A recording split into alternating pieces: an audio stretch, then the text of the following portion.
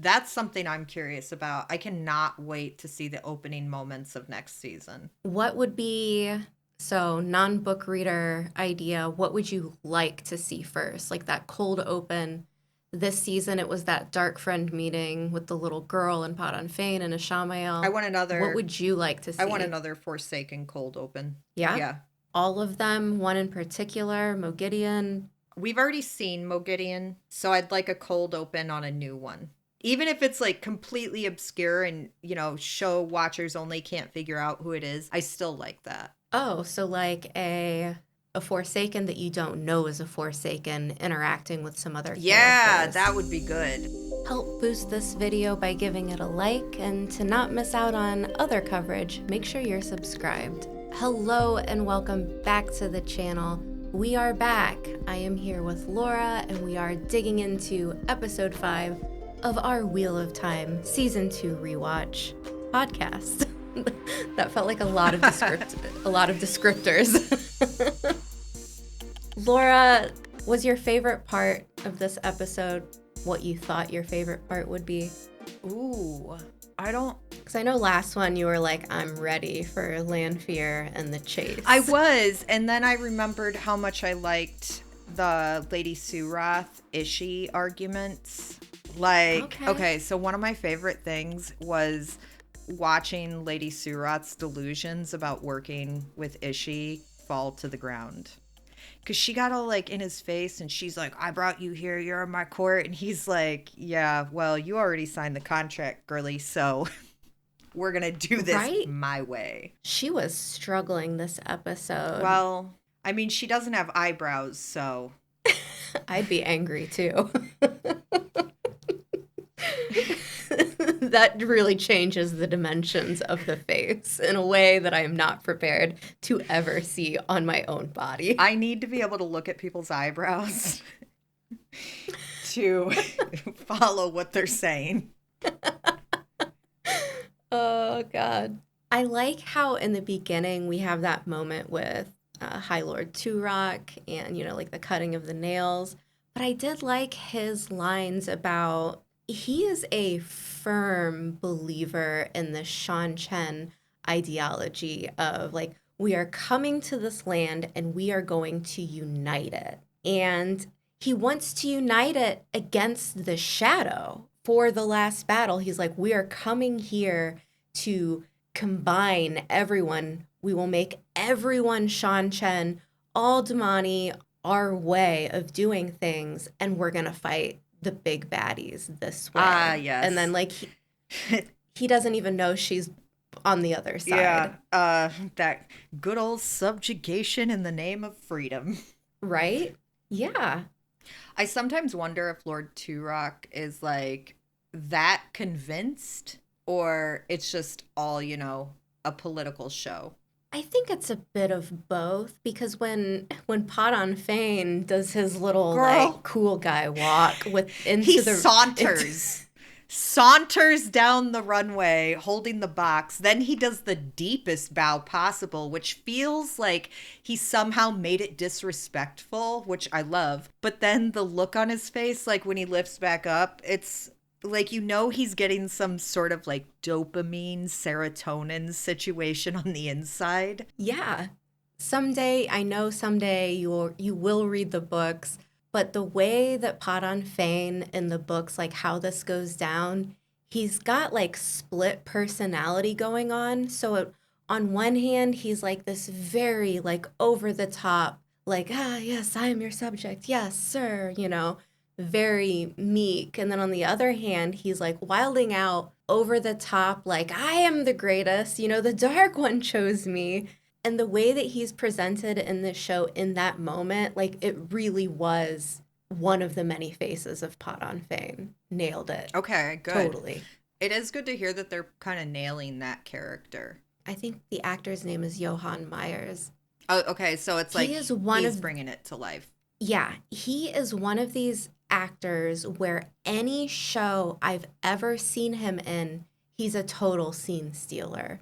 There was this really bad series called Tribes of Europa, and I I only watched it because he was in it. It came out maybe, let's go like 4 years ago. He wasn't a main character. He just shows up in an episode.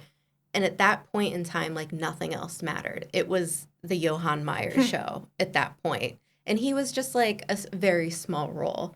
But I feel like a character, scratch that. I feel like an actor like him, you bring on because at some point you're going to have something big for them.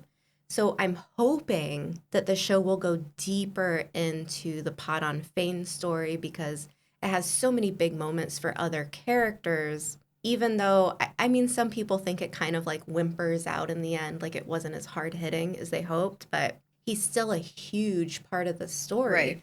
And I feel like them casting this actor kind of feels like they know that they need to go somewhere with him to like utilize just how over the top he is, which I'm hoping is next season. Yeah. I'm hoping to see more Podon Fane next season.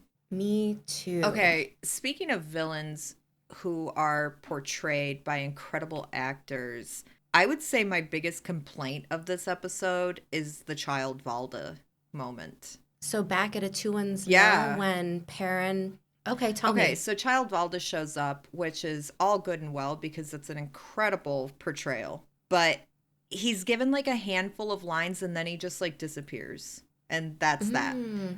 So he wasn't utilized enough. Yeah, I feel like that was a missed opportunity, or maybe it's like, you know, cut footage or whatever, but a missed opportunity to really let that character shine. Yeah, no, I get that. And they're kind of presenting him in this way where he's got this kind of beef going on with Dain Bornhald. Yeah, I do think that their interaction actually does a really great job at highlighting the difference between like true believers and, you know, Dain Bornhald, who's like there because of dad. Nepo baby Dain. Nepo babies and true believers. Yeah, that's a good point. I think with the way that the show is going, so this is not really a spoiler, but the Whitecloaks should be back next season. Okay.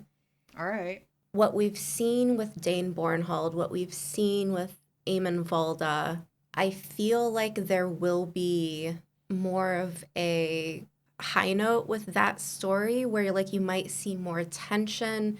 We might see kind of and this isn't a spoiler. This is just me thinking about how they're going to do the season. Not talking about the books at all. But I think the way that they've set these characters up, you'll be able to start seeing tension come in under new leadership because Daddy Bornhald is dead at the end of this season. So who steps up? Who's the new leader? Is it the suckling babe, as is that what Eamon Valda calls him? The suckling child, yes. Dain Bornhald? Or will it be someone like an Eamon Valda? Or do they bring someone new in?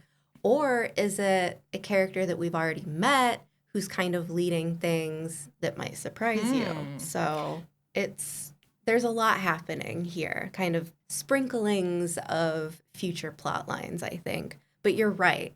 Eamon Valda is such a top tier bad guy that this little Atuan's Mill situation, he's just kind of like there. You know, he's the kind of bad guy who genuinely believes he's good, which kind of almost makes him worse.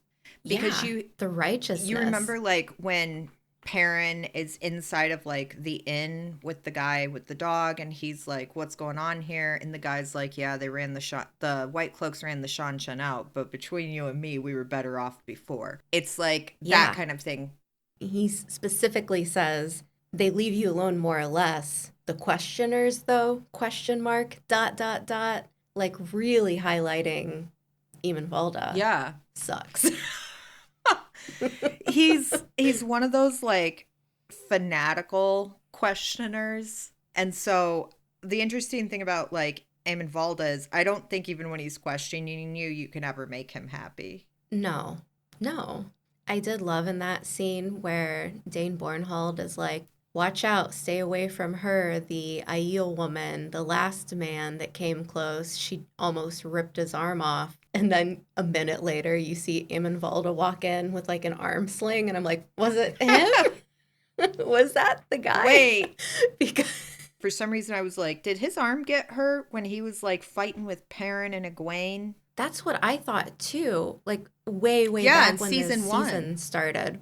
I had that thought too, but I think she stabs him in the like shoulder blade maybe, so it could be like he's Yeah, I still mean, healing from as someone that. who's had shoulder surgery, I can tell you they put you in slings. Honestly, I think that it should just be a running gag and every season Eamon Valda should have a new like medical device. I think that he should bedazzle his medical devices to match his fits. He does look good. He does look good. Their outfits are pretty killer, by the They way. are. Before we like move further into the episode, we already talked about the end, so I'm going back there. Why did Podon Fane give up the Horn of Valere, and why was Ishii okay with it? Well, I assume it's part of a greater plot. Like, you give this now, but we don't worry, we're planning on taking it back later. There is zero possibility they handed this over without a plan to take it back, which I have a feeling that plan, would have to do with the alliance with Lady Suroth. Yeah, I remember what happens, but I don't remember like how we get from point A to point B, or if there was a mention of another, plan within a plan. I don't think they've necessarily mentioned a plan within a plan. It just seems like, why would they give it up without a plan? Right? And Ishamael, like, he doesn't really need to do anything. He could compel someone and just walk in and take it. Yeah, and So, that could play a role in why he was like, yeah, go ahead, hand it over. These weaklings can't do anything when it comes down to it. true. Like, we see what Lanfear's capable of, making Yeah. heads explode and stuff. Like, well, she didn't even explode it. It just literally eviscerated. Yeah. There was nothing. I did like this lead up with Moraine where you really believe that she knows what she's doing. She's in charge, and Rand is just like the whole time, like questioning and like confusion and like, I don't know what's happening. And she's just constantly telling him, like, no, that's stupid. Like, we have to do this. And you don't even understand what's going on. And I really feel her frustration. Yeah, I do think, though, that she could have, like, given him a little bit more information. Yeah, this is always the problem with Moraine. She's always holding back a little bit too much, I feel like. But at the same time, I don't know if I would trust these like dingbat children, you know? Like, do you need to know all the information right now? I'm not sure. Yeah, no, I'm not saying, like, all of the information. Definitely not that. But she could have spent a little bit of time being like, here's some background on Lanfear. They had the whole trip to Cairhien to do that. Yeah. I do like how as soon as they arrive in Cairhien, though, we meet her nephew. Yeah, and Barthanes. we get the Yeah. Barthanes line going. Yeah. I had a question for you. Ooh, okay. Right before that happens, when they're at the stable, Moraine says to the stable lady, I'm commandeering your fastest horses on behalf of the Amerlin seat and the White Tower. Is it a lie? I don't know. Is it like the feds commandeering a vehicle? This is a question that gets brought up so many times this season. We know about the Aes Sedai oaths where they can't say a lie. What happens if they lie? They just physically can't. Like their Okay. body literally will not permit it. Like they can't get the words out. All right. So is there like a workaround to that within belief? Yes. Okay. I mean, if she really believes that she's commandeering these things on behalf of the Amerlin seat in order to, like, save the day, I could imagine her getting the words out. Plus, like, whether that's law or not, who's really going to say no? Like, is this stable hand trying to Right. die for this? Probably not. Right. That made me think that there's two options. One, that Moraine, when she was excommunicated from the White Tower, the oaths kind of washed away. Like when they stripped her of being an Aes Sedai, she can lie again. And the oaths, she can channel against people to kill them. Like the oaths say, unless they're a dark friend or under the threat of my own life is the only time you can channel to hurt someone. So maybe the oaths washed away? Or is it possible that she and Swan Sanche are still in like cahoots at this point, and they are planning things together. So by her saying on behalf of the Amerlin seat and the White Tower, she can say that because in this moment she's working and doing a mission that she had already planned out with Swan Sanche. Yeah, and she said Amerlin's seat, not Swan Sanche, the Amerlin. True. So she didn't actually specify what Amerlin we're talking about here. Holy shit, Laura. What? Okay. That's perfect because Yeah, there's no specification, so it's technically not a lie.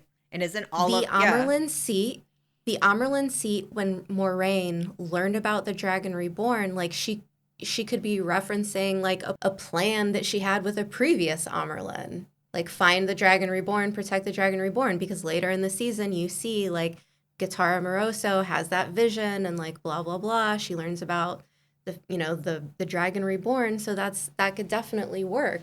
At least in the books, she did have a bit of a plan with that Amerlin.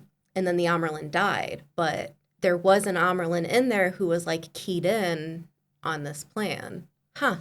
I like that. Yeah, I think she's just like really good with technicalities. Yeah. Lying by omission seems to be their only source of lying. I love that. You just found something big hidden in there. Okay, so Barthanes? I know that we know where this is going with Barthanes, but the way that they introduce him, they really put the effort in to bait and switch you away from that. As somebody who hasn't read the books, like the first time I saw Barthanes, I wasn't thinking Dark Friend. He is such a genuine, Aunt Moraine, nice Aunt Moraine. Yeah, I'm so happy to see you. Please, everybody stay. Come to my wedding. I'm just happy to be here. It's such a good mask. It's really good. Yeah, I wish we had a little bit more time in the show with him to get a better idea of his motives. Well, actually his motives then how they affect his mother as well. Yeah, I think if I had to choose one criticism of this episode, or maybe just this season as a whole, we get a lot of short, quick scenes that jump from different perspectives. And a lot of the time, that's the case when you have a large ensemble cast where it's you're trying to cram in all of these characters that have very specific plot points that need to happen, but they don't have the time to do it in 8 episodes. So on that note, Barthanes is one of those characters where I could have spent more time with him and with his mother and what the situation in Cairhien looks like and more background and Queen Galdrian and that whole story, but there's no time for it. And then on the other hand, you have these people who are why did they even put Aviendha in this series so early? They should have spent time building up Rand. And I mean, it's not the Rand show. I understand. That's true. It's not the Rand show. And the books aren't the Rand show either. But I think the show needs to have these supporting roles woven through. I agree. Otherwise, you're not going to be able to get to point B or C or D in a way that feels like you've been primed enough for it. And I'm on the side of things where I'm oh my God, this episode could have been either 15 minutes longer or, we could have 2 more episodes per season. I would not want the job of trying to adapt this. I have tons of ideas, but when you look at the framework of 8 episodes, it's man, I'm surprised they got in as much as they did. Well, that's probably due to some of the shortening of scene lengths, because there is a lot of material that you need to include. If you're not introducing things, I personally think introducing Aviendha gives the show watcher who has not read the books yet a chance to get a feel for the Aiel. Yeah, and then next season will be tons of Aiel, and then you're not left in the lurch of needing exposition every line. Who are these people? Right. What are their what's their plans? Why are they doing the things they do? now you've got a little bit of that so you can move on to the next. Yeah, I think it'll be easier next season to take in a lot of Aiel by taking in some Aiel already this season. Because in season 1, they were just kind of like a myth and only shown during like flashbacks. Yeah. There's the one scene where there's an Aiel hanging in a cage and Tom and Matt have a little scene together. Yeah. Well, and then we have the scene with Rand's birth mother and his adopted father.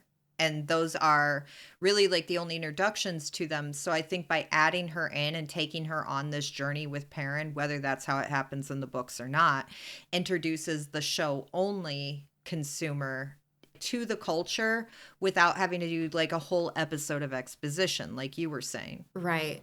How did you like that whole Aviendha introduction?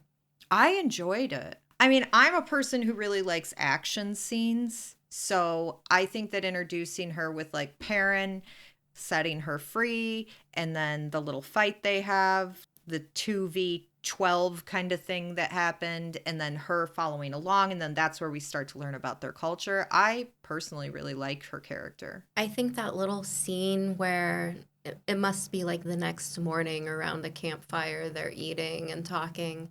I think that might be one of my favorite little scenes this episode. Yeah, I really like that scene too. I am really, really excited to see what Aviendha's interactions are going to be like with other characters next season. Ooh, that's a good point. Her and Perrin in the books, they don't have a lot of interaction. So this meeting of the two is very new. This is nothing that happens in the books. Okay. I mean, they do eventually meet, but it's not like that. But her relationships with some of the other characters might surprise you. Ooh. Are they volatile? Yes. Sometimes, yeah. I mean, I think there's enough like really headstrong, strong personalities within the characters for lots of them to get volatile. Yeah. Aviendha is one of those characters where I really enjoy her because as a character, she's kind of pulled out of her comfort zone as an Aiel into like the Westlands. She's spending a lot of time in the Westlands with some of our main characters later on. And so she's really coming to grips with like, this is so strange. I'm feeling very out of my element. Right. But she's always down. Like she's ride or die, I guess. Like she's never like, oh, this is weird. I want to go back home. She's like in for the cause, and her relationships are what keeps her there. Okay. She's very loyal and very fierce and very funny. I still think that Perrin is a good choice as a way to ingratiate her into the story. I think so too. And I appreciate it because it would have been nice to see like what does a little conversation between just Aviendha and just Perrin look like. So yeah. And Perrin off on his own, like it couldn't just be him and Hopper, you know, like you couldn't have the actor just giving lines to a dog. You know what I mean? No, I do know what you mean. I do know what you mean there. Yeah. Yeah, I would agree with that too. Like if it were just Perrin and Hopper like on their merry way and just Perrin talking at the dog, yeah, that wouldn't have worked as well. I'd feel bad for the Perrin actor and be like, okay, well, the majority of the season, you're alone with a dog. I mean, personally, fine. I would be okay with that, but you're not really using your best talent just talking to a dog. Yeah. No, definitely. So we have the scene where Liandrin comes through the ways. She's got the girls on horses. She drops them off. And then her and Lady Suroth have that like exchange between bad bitches. Yes. Liandrin skedaddles back into the waves, but not before letting Nynaeve go. Yeah. I realize that Lady Suroth believes that all people connected to the One Power should be subjugated by the Damane, but I don't know if Liandrin's the one that I would have chose to test that argument on. Well, Liandrin had words. She was like, if we meet again someday, maybe I'll show you. When you're bowing to me. Yeah. And too, that little like flick of her wrist with the one power and kind of burns no one else's ropes, just Nynaeve's. Teacher's favorite. Yeah, teacher's favorite. Also the one who's the least likely to consistently perform. So it's like she's like, I'll give you guys a fraction of a chance. Right? I think it was while they were in the ways, Nynaeve is putting it all together. Like, how did you attack us with the one power? And then she's like, oh my God, you weren't recruiting me for the Red Ajah. You were recruiting me for the Dark One. And that's a conversation that we had earlier in the rewatch where it was like, is she doing that? And then when I saw that line, I was like, aha, she was. I think she was. At least Nynaeve believes it. Right.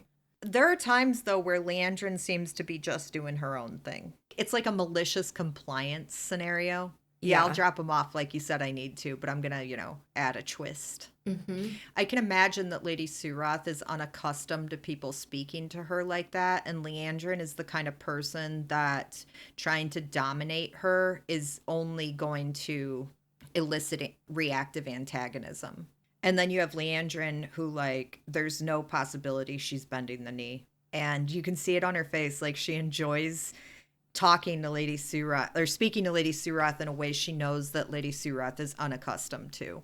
It's kind of an interesting dynamic to see the Dark Friend hierarchy in play here. Because without someone like Ishamael to oversee this meeting, they both believe that they are Daddy's favorite, almost. And it's probably neither. No. I take that back. It's not like a Daddy's favorite thing, but I think it's just within their own circles, they believe that they are more powerful, more important than the other. And so, like, putting them head to head, it's pretty interesting. And it also makes me wonder, like, will they show up again? Like, will we see what that looks like if they do come in contact again? I would like to see it. It's interesting to me, though, because it kind of speaks to both of their overinflated egos. Because at the end of the day, the Forsaken view them as pawns on the board. Right. Like, hell, the Forsaken view each other. Like, yes. Like, when we look at the conversation that Ishii and Lanfear had in the Tel'aran'rhiod dream. And he's Aren't like, you worried I'll betray you? Yeah, well, not Obviously. just that, but he's like, why do you think he chose me first? And she's like, because everybody else is an idiot. Yeah. Yep. It's a good point. I really want to get to Varen's reemergence back in the tower because I love a clue. I love a good mystery. I love people pulling out magnifying glasses and getting on some Columbo-esque.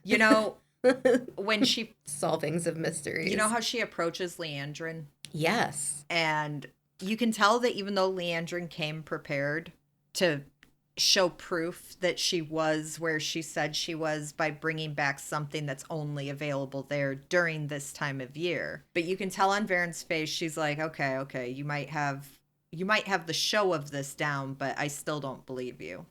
Varen knows something's up. Yeah. You could see it in her eyes. And then she employs Cho Chang from Harry Potter. I can't remember. Jessica. That's her name. She employs Jessica to participate in the private investigation. Yeah, I love how that scene ends on, we need to find the name of every Aes Sedai that left the tower for any reason over the past few days. And then she just runs right into Liandrin with her basket of asparagus. Is she familiar with Liandrin already? Mm-hmm. Okay, so yeah, then she would realize that Liandrin's manufactured concern is manufactured. Probably, yeah. Look, Varen is an INTP. Like, you can't put anything past her, I feel like. That's true. She is definitely not someone that you want to cross in terms of lying. She'll figure it out. But I really appreciate, oh my God, seeing a group of the Brown Ajah together. I remember how I felt watching this episode, getting to see like the Brown Ajah quarters, and I was like, oh my God, it's happening. I love their quarters. Yeah, like it's just...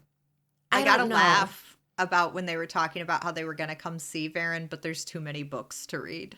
It's just fun. It's a good group. In the teaser trailer, there's that scene of Liandrin, and I'm assuming it's in Tanchico. She's got this like really vibrant red, kind of like lacy almost outfit on. In the background, you can see a very small person, and it is either a child or that third Aes Sedai, I think.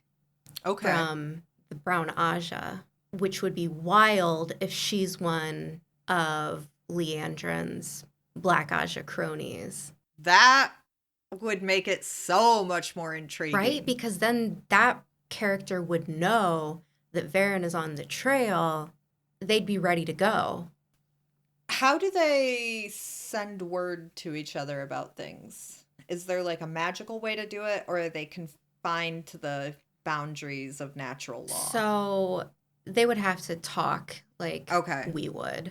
All right. But there are certain weaves, like some Aes Sedai know weaves for like eavesdropping or for creating kind of like a barrier so people can't eavesdrop on you. Right. So there are like little tricky channeling ways to be able to have conversations in private. Okay. I was just wondering, like, if anybody could have warned Liandrin ahead of time, but it doesn't seem like they could have. So that means she really did just come back prepared. Yeah. She came back prepared to be questioned. I think so. You know, like look, if they're in deep contact with one another, you can always send a pigeon. So they all have their spy networks. So that's always an option too. Well, that's true. That would make sense, though. Like, if this one Brown Ajah Aes Sedai, if she was Black Ajah, knew Varen said, you know, we got to find who's not within the tower. She could send a message, maybe. I don't know. Well, and the show keeps, like, the passage of time a little bit vague. True. So we don't actually know how long it was between the time when Varen arrived and Liandrin arrived. Yeah. Yeah, it could be anywhere between 2 days to 6 days. And couldn't that. Couldn't the place that Liandrin said she was just be a stop along the ways? Possibly. Okay. Because I was like, well, that would make sense. If all she had to do was just open up a different way gate on her way back, pop in, buy some asparagus or steal it, whatever, then she could come back like still prepared. And it would, you know, not really be too much of an intrusion on her time. Right. I want to touch on Tel'aran'rhiod for a little bit. All right. Because this is kind of our first interaction that happens here, that we actually get a bit of an explanation, like visually. Lanfear is like pretending to be Rand, and then Ishamael kind of like snuggles him, and you can see like whatever you want to see in Tel'aran'rhiod, you can kind of create. Do you have any Tel'aran'rhiod questions? No, I think I have a pretty good handle on that. It's similar to like a metaphysical space, correct? Yeah. Yeah, the show actually does a really good job of making that easy to understand. And especially at the end with Rand going in and just like laying down and meeting Lanfear there. Right. And I think that like the way that they build it up with Moiraine and Lan's story, like Moraine's like, you can't sleep. Nobody can sleep. We're not sleeping. And Rand's like, can you keep us awake? And she's like, I can't. No. And then she kind of preps him ahead of time. But the prep was more like, don't worry, if it looks like you're dying, I'll wake you up. Right. I think that was pretty slick on Moraine's part. She gave her sister advice one time. Her sister gives that advice back to her. Can you know absolutely, truly that it's true? Whatever the question is it true? And that's your answer, which Moiraine has that eureka moment. And she was like, everything that we know about Lanfear says that she loved the Dragon Reborn. And that when they separated and he married his wife, that's when Lanfear turned to the shadow. And so, like, you're getting a lot of exposition here just in that short line about Lanfear and Lews Therin Telamond. You're getting to know what caused Lanfear to switch sides. And you're getting to know the fact that Moiraine is pretty studious. She does have a pretty good handle on legend and learning and stuff like that. Yeah. But it's interesting just finally like getting to see Tel'aran'rhiod and what you can do there, how Lanfear has a hold on things there. She believes she's the best in Tel'aran'rhiod. She's not, I will die on that hill. Ooh. But She does like to boast about her skills there. yeah, and I mean it doesn't even matter if you're a channeler. Like you could be really, really talented in the world of dreams and not be able to channel at all. Okay. Now see, that's not something that the show made clear. Also, there are Angreal like little magical devices that can pull you into the world of dreams. So there's a lot of like things to be introduced yet, but I don't know. I'm assuming next season will be lots of Tel'aran'rhiod. Okay. That'll be interesting. I guess the only other thing that we didn't really talk about is Elayne and Nynaeve. I really like that scene, like them coming into Falme, and I know that they have like a little spat there because Nynaeve's pretty accustomed to leading, and so is Elayne. And you see how they kind of come to a head there, but then it's ultimately disrupted by a warder. But my question, knocking them out. Yeah, my question is for you, like, how does their relationship develop differently in the show versus the books? At this point in the books, I would say it's pretty similar. It's not as antagonistic, I feel like. In the books, specifically when they're traveling, there's moments where it's Elayne, Nynaeve, and Egwene. And it's more like Nynaeve and Egwene butting heads and Elayne kind of being the peacemaker. Okay. Like, oh, okay, like that was a good point you made, but also what you said over here, I think might be the best plan of action. I was going to say that makes sense for like her diplomacy training. Yeah. There's no possibility that she was not trained to take the throne. Right. But there are moments later on in the books where it is Nynaeve and Elayne together without anyone else. And there are moments of them butting heads because, I mean, Elayne, she's a queen in training. She knows what she knows. She's been taught and she knows a lot about how the world works. But Nynaeve, on the other hand, she's kind of like a battering ram. Like she wants to take, it's almost like she wants to take the shortcut and just like blast through whatever is in their way. She's not as subtle about things, which is where Elayne comes in and is really able to kind of lead, like temper in that way. Mm-hmm. Okay. I was just wondering because like I know that in the show we're getting like the condensed version of events, and in the show it comes across like Nynaeve and Elaine's friendship is very much based in them both being good friends with Egwene. Yeah. In the books, so they definitely, with time, become kind of like an unstoppable force together. I would say even a majority of the time, they are typically paired off. While in the show, like where we end up, everyone splits ways. And from like this point where we finish this season, it's going to be Nynaeve and Elayne together. And Egwene is not really a part of that trifecta. Okay. But it's interesting because Egwene is very much, I would say she's like the parallel for Rand, where Rand has to go it alone and he doesn't want to. Like he shucks that feeling of like, I don't want to be in charge. I don't want to lead. I didn't ask for that. Egwene chooses that. Okay. And she's absolutely 1000% sure in herself almost at all times.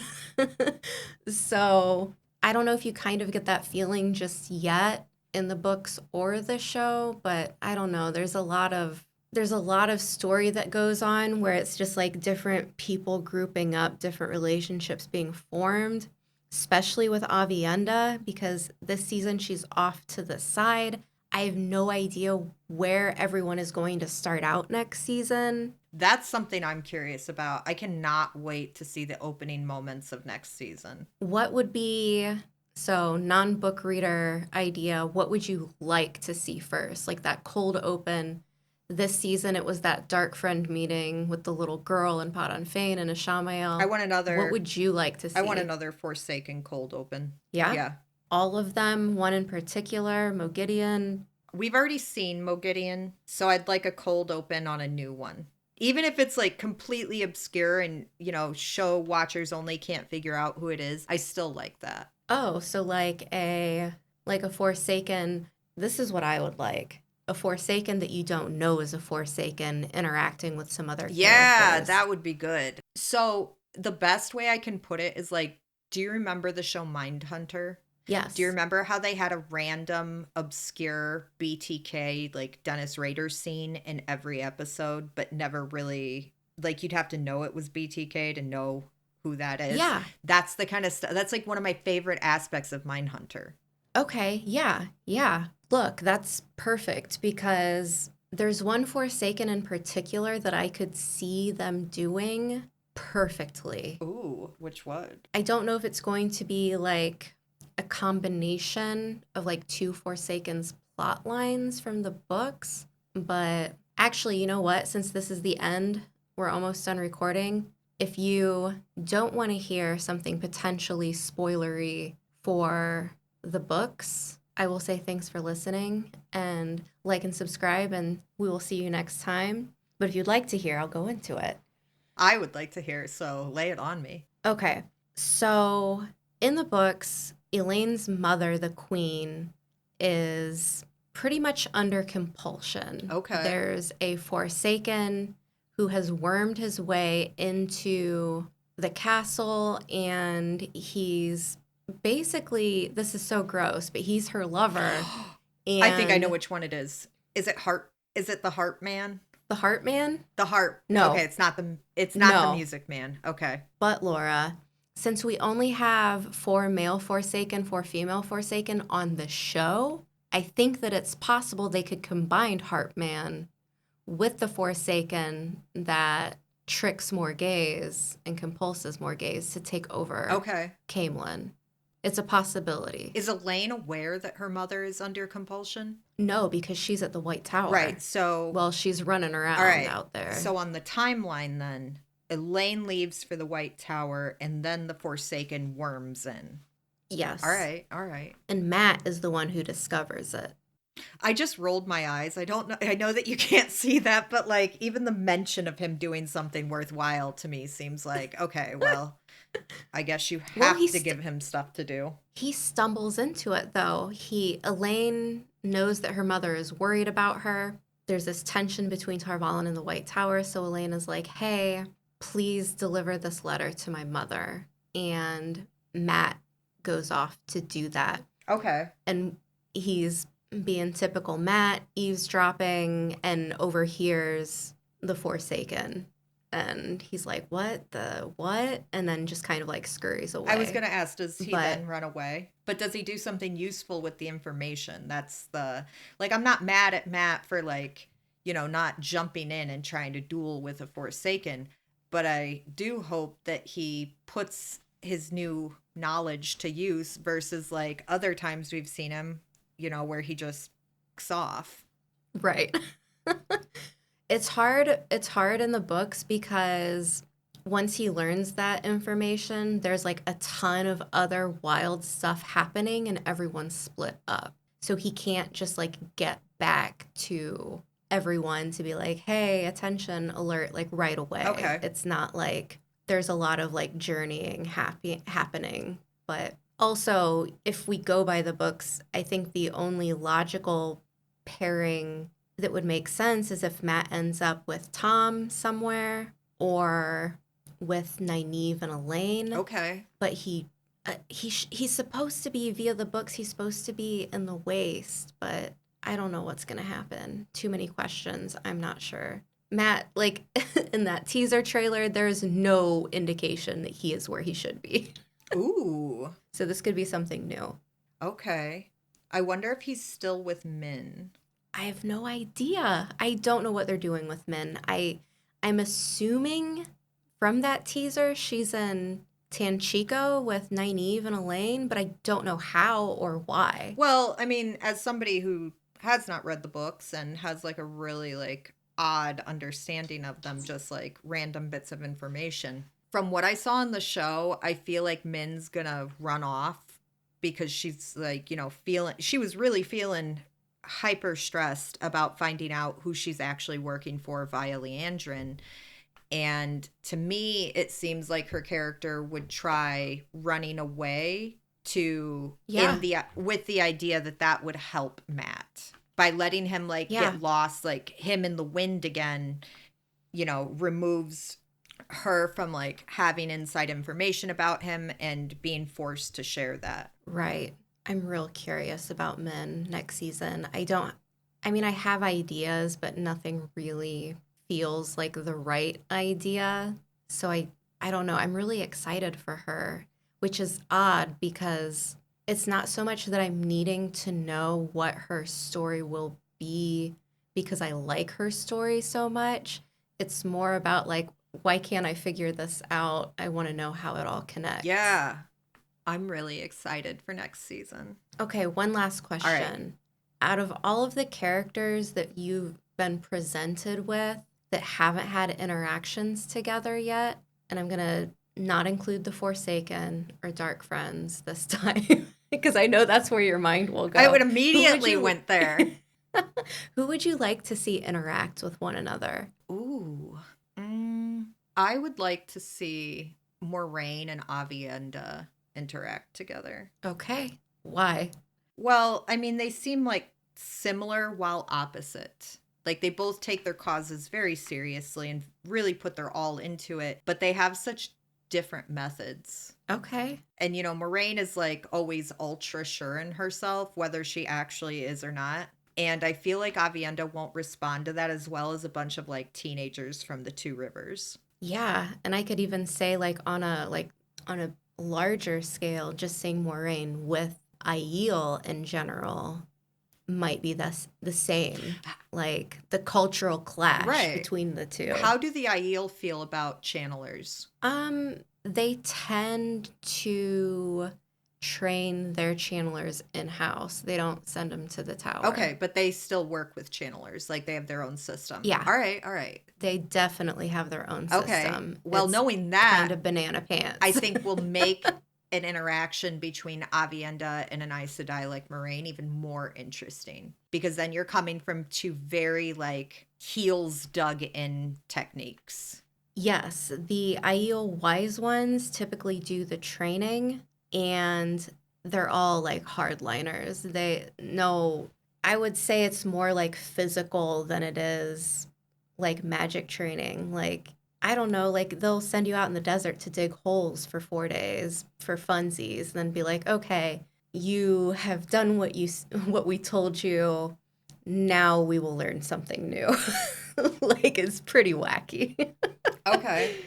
So it's kind of a work and reward situation for them? Kind of. I would say it's more like the military, break you down. Okay. And then once you reach a certain point, it's a psychology type thing. Once you reach a point within your personality and you get to this one level, then they're okay, you're ready. And that's it. Okay, so you have to get to a certain level and then you're ready to learn to channel through them. Kind of. They're teaching you to channel throughout, but it's not like the White Tower does it. They're not so focused on how hard and powerful you are as a channeler. It's more about there's no levels in terms of whoever's the best channeler is in charge. It's a lot more harmonious kind of than it is in the White Tower, but there's always a lot of really strong personalities, and the wise ones are no bullshit. Okay. They're esteemed members of the community. They are, think of a matriarchal society where the women are in charge, so often it is in the Wheel of Time, but the wise ones will be in charge of different clans, and they're kind of very well thought of, and their word is sometimes they get the last line, and certain types of disputes and things like that. They're altogether less based in channeling, but they're a huge part of their communities, I guess, where the Aes Sedai are kind of just like off in their palace, you know, doing shit, Right. running things from afar. I mean, they really are trying to puppet master, though. They are. They are. The wise ones, they're a fun bunch. It's definitely interesting seeing how their relationship with Aes Sedai can be. They don't want to send their girls to the White Tower. I don't blame them. No. Like, No. that would be kind of an erasure of their culture. Yeah. There's also the problem too, though, is that with the Aiel, a lot of the female Aiel are in Farder Ais Mai, so they're just training to be like an elite warrior group. And it'll happen where like you've been training your whole life to do this one thing and be a warrior, and then the wise ones are like, hey, so sorry to disrupt, but actually you can channel, we can sense it in you. You have to come train with us. And they're like, no, I don't want to do it. I want to be a fighter. And they're like, sorry, you don't have a choice. Okay. So this is like a civic duty thing with them. Yes. Yes. All right. That makes a lot of sense. Yeah. Should we wrap it up there? Yeah. All right. Thanks for listening. We will be back next week with the next episode. If you haven't already checked out the teaser trailer, you should definitely go do it. I've done a couple breakdowns. I've done another video with friends, more of like a discussion type video. And I don't know, maybe we'll get some big news here next week. So we will see what happens, and we will be back then.